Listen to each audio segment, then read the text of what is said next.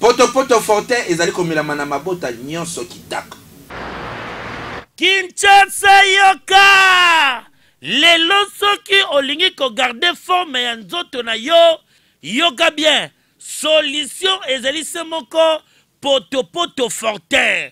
Tellement ezali na ba protéine ya ndenge na ndenge, pe ezali na ba élément oyo ezali ko permettre muto ezali na maladie ya diabète alia yango sans problème. Ba maître sportif nyoso ba comprena yango na tongo ezalaka soki basali sport basilisi basuka kase na Poto Fortin avant bakabwana bakende na bandaku pe bakende ba misala bisika ya ndenge na ndenge.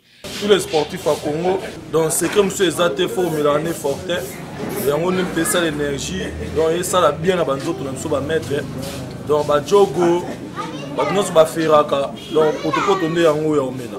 Les sportifs qui sont à Congo, c'est comme si ils étaient Fortin. Fin. Mutua ko sayote Poto Fortin eza kosunga mabote belé na Kinshasa. Qui dit mieux? Sango ya Poto Fortin e panzani na ndenge ya malamu na Kinshasa mobimba. Oui, ekeyo.